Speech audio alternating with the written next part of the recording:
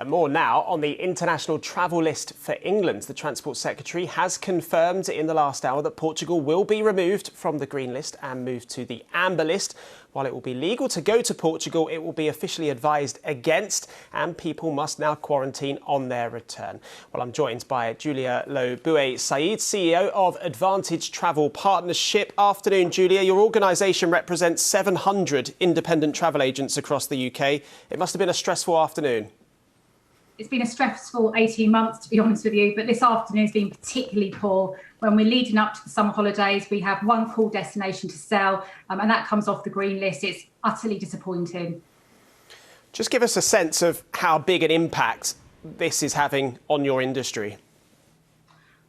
It's absolutely seismic. So if you think international travel has effectively been shut down for nearly 18 months now, you have businesses such as the ones that I represent, but many travel agents who have not been able to trade. So they're earning no money. They see no light at the end of the tunnel. They're given some hope, in selling a handful of destinations, and that gets taken away. So you're facing another summer, another season with not being able to earn any income. But the important part also is every time there is a change in destination, there are bookings that agents are having to refund, cancel, rebook, the anxiety for consumers as well. It's absolutely catastrophic. It really is. I can't stress the point enough.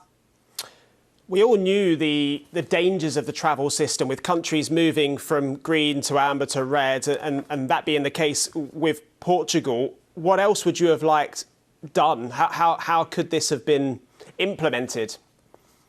When we were engaging with the government through the Global Travel Task Force, one of the recommendations that came out of that clearly was the traffic light system. And really that was there to ensure that we didn't go back to what we saw last year, was with countries coming off and coming out of the list. Albeit this year we've got a week's notice. Customers cannot afford that. The industry cannot afford that. The traffic light system was supposed to deliver clarity in a really concise manner for consumers and the industry to be able to plan and work towards. That's not been given to us. The communication around this has been appalling. A whole industry finding out through leaks today and through a message from the Transport Secretary recorded not that long ago. So this is the whole industry holding in the balance of, a government unable to communicate with us clearly and actually working to their own policy. They have a policy in place and we need them to work with us on that so we can enable travellers to travel and businesses to trade their way out of this. But there will be some that say the government have to prioritise safety. Absolutely. Well, we all have to. Our job is to make sure that we can work towards government policy and ensure that travellers can travel safely. That's ultimately always been at the top of the list for the travel industry.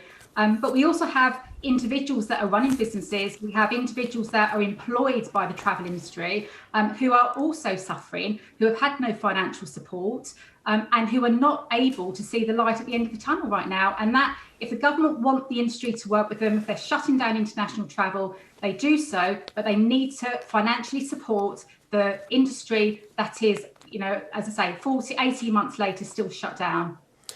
Julia Lo Bouet-Said from Advantage Travel Partnership, thank you for joining us. Thank you.